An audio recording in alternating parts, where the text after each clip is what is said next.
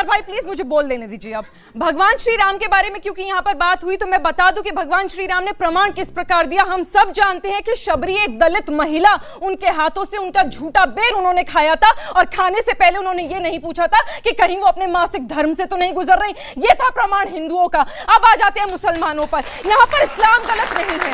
इस्लाम गलत इसलिए नहीं है क्योंकि हजरत आयशा और हजरत खदीजा एक बड़ी बिजनेस वुमेन थी जिन्होंने इस्लाम को कामिल करा है। गलत कुरान नहीं है, गलत है तो इन जैसे मौलाना जिन्होंने तमाम इस्लाम को और मुसलमानों को बदनाम। एक आखिरी बात मैं बोलना चाहूंगी कि बुर्का जो उतारा मैंने तो मौलाना साहब ने कहा कुछ तो हया करो, मैंने भी कह दिया हया तो आंखों में होती है, जरा पर्दा अपनी आंखों में कर लो मियां। हिजाब और बुर्के में एक फर्क है। हिजाब और बुर्के का फर्क समझ लीजिए। हिजाब का मतलब है सिर्फ यहाँ से इतने हिस्से को ढक लेना, बुर्के का मतलब है पूरे जिस्म को ढकना। वाजिब है या नहीं? ये फर्क है। और शरीयत में पर्दा जो है पूरे जिस्म का है।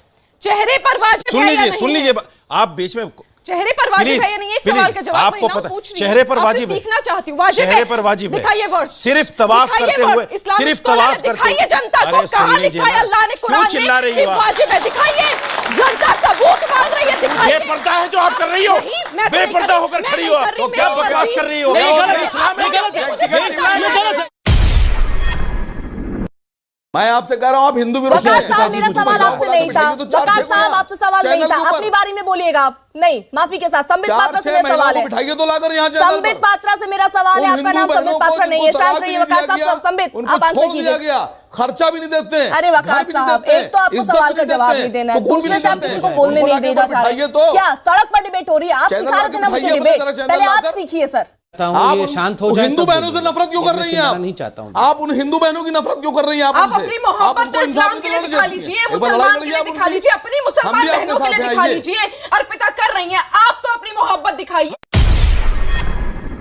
देखिए हमारे देश में ना कुछ गैंग्स पनपती हैं, जैसे अवार्ड वापसी गैंग है, सिलेक्टिव सेक्युलर गैंग है। एक ही नई गैंग पनपी है जिसका नाम है फसादी गैंग, जो सिर्फ और सिर्फ फसाद मचाने का काम करते हैं। और इनके सरमोर का नाम सुनिए। सबसे पहले तो ओवैसी साहब, उसके बाद महबूबा मुफ्ती, मायावती, अखिलेश जी, राहुल गांधी जी और अब हमारे महमूद प्राचा भाई भी वही काम कर रहे हैं। अरे भैया, जब देश को आगे बढ़ाने की बात होती है तब ये परचम विरोध का लेकर आ जाते हैं। महिलाओं को आगे बढ़ाने की बात होती है तब ये परचम विरोध का लेकर आ जाते हैं। जब आतंकवाद को खत्म करने की बात होती है तभी परचम विरोध का लेकर आ जाते हैं। इनसे कोई पूछे आतंकवाद से इतनी बेपनाह मोहब्बत ये क्यों करते हैं, और अगर करते हैं तो ये भगवान का नाम क्यों बदनाम करते हैं? अपना चले जाए आतंकवादियों के साथ। चाहिए भाई। पहले तो तलाक के बिद्दत, तो सतीश प्रकाश जी को बता दे, बिद्दत का मतलब होता है इनोवेशन। जब इनोवेशन लफ्ज एक मिनट इनोवेशन लफ्ज जुड़ जाता है वो अपने आप ही कुरान से परे हो जाता है। दूसरी बात, ये बड़ा हिंदू मुसलमान को कल से कंपेयर किए जा रहे हैं। भैया हम तो कह रहे हैं करो, हिंदुओं में दूसरी शादी कर दे तो मर्द को जेल भेज देते। बोलो दूसरी शादी मौलाना नहीं कर सकते, जेल भेज देंगे। हम कहेंगे यूनिफॉर्म सिविल कोड लाइए।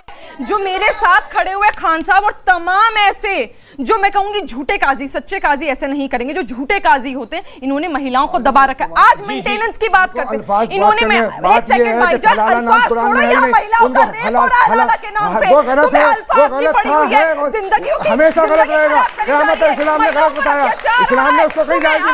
ऐसे लोगों ने जो अपने को दूसरी बात ये है, आपने गलत बोला। हलाला जो लड़की हलाला के लिए जा रही है उसकी गलती है। हलाला शब्द कोई भी लड़की की गलती है। अरे बात तो सुनो, पकड़ के रेप कर देता है, क्या तो उसकी गलती है? तो ये मुझे इस बात के मंत्री आप इसको जायज ठहरा रहे हैं। आप उसको एक बार जाकर वीडियो सुनिए किस तरह की गंगा के बारे में शब्द यूज करे। क्या वो इस्लाम आपको बोलता है कि इस तरह की आप शब्द इस्तेमाल करिए? क्या आपको शर्म नहीं आ रही उस बंदे का सपोर्ट करते हुए किस प्रकार के शब्द उन्होंने टिप्पणी करी है गंगा के बारे में? और ये जो तमाम लोग जैसे तहसीन जी डर रहे हैं, इन्हें तब डर नहीं लगा जब 66 में साधु संतों को रातों रात मार दिया गया। इन्हें तब भी डर नहीं लगा जब कश्मीर वैली में कश्मीरी पंडित को निकाल दिया गया, इन्हें तब भी डर नहीं लगा कि जब इमरजेंसी हुई और लोगों को उठाकर जेल में डाल दिया गया, और इन्हें आज भी डर नहीं लग रहा जब एजाज खान जैसा घिनौना आदमी, माफ कीजिएगा नेशनल टेलीविजन पर बोल रही हूं पर इस बात का पूरा समर्थन करती हूं, जो ऐसा आदमी जो जहर फैलाने का काम कर रहा है और आप आके समर्थन कर रहे, आपकी जुबान नहीं लड़खड़ा रही ये बोलते हुए, आप बोलिए ना एक बार जो एजाज खान ने बोला वो गलत है, वो इस्लाम के खिलाफ है। आप जैसे ठेकेदार है जिन्होंने मुसलमानों को बदनाम कर रखा है, आप वो हैं जो टोपी पहनकर बैठे तो हैं पर यहाँ पर इस्लाम में जो गलत है वो बोलने की। ठीक है, रशीदी साहब का जवाब सुन लीजिए। रशीदी साहब जवाब। मैं इनका जवाब देने का मैं इनका जवाब देना मुनासिब नहीं समझता।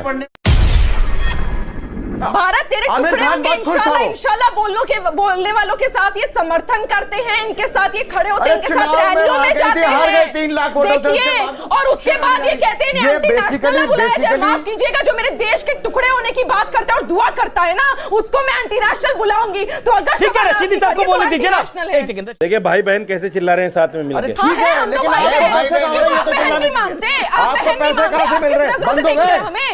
बंद हो गए ना पैसे, तमाम महिलाओं को किस नजरों से देखते हैं? बंद हो गए ना। अगर ये बहन की नजरों से देख रहे हैं तो आप किस नजरों से देखते हैं? जरा चश्मा उतारिए, अपना दोगला चश्मा उतारिए। इसीलिए मोदी का विरोध है ना इस सरकार का। डर लगता है आपको, मांगनी चाहिए आपको। बहुत जल्दी उतरता है ना तब इस तरह। ठीक है, रशीदी साहब को।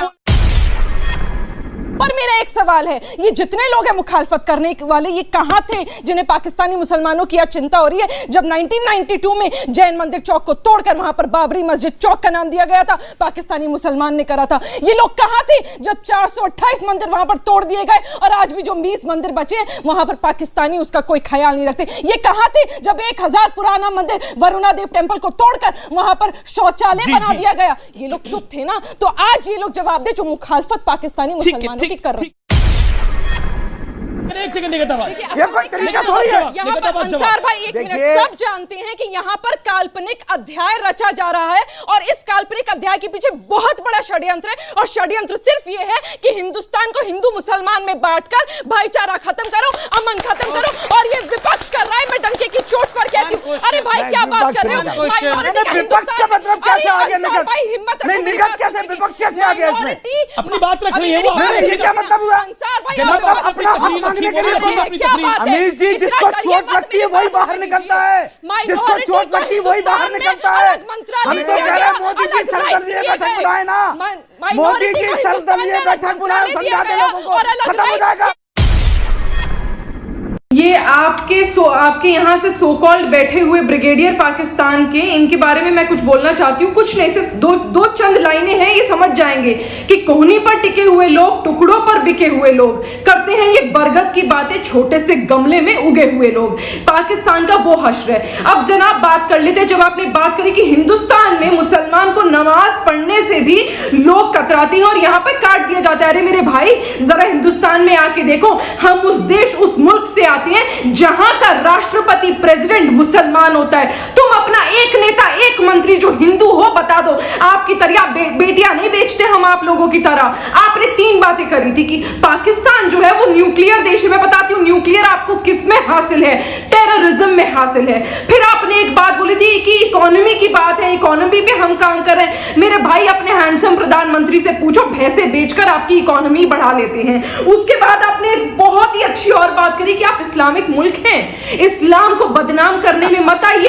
इस्लामिक मुल्क उसे नहीं कहते जो मुंह पर काला कपड़ा बांधकर अल्लाहू अकबर कहकर लोगों के गले को ज़िबा कर देता है, उस पे वाह वाह आप लोग तालियां बजाते हैं। ऐसा आतंकवादी मुल्क है आपका।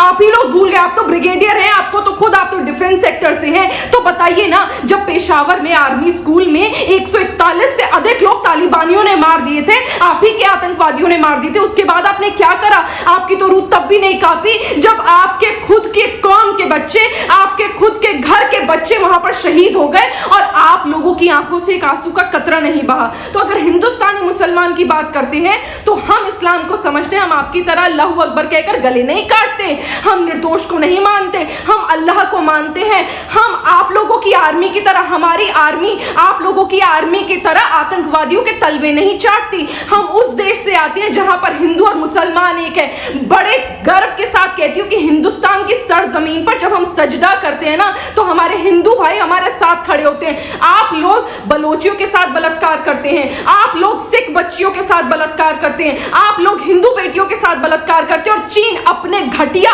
आका के जूते चाटते हैं और उनके पास अपने घर की बेटियों को बेचते हैं। यह है आप लोगों की नस्ल और यह है आप लोगों की सच्चाई।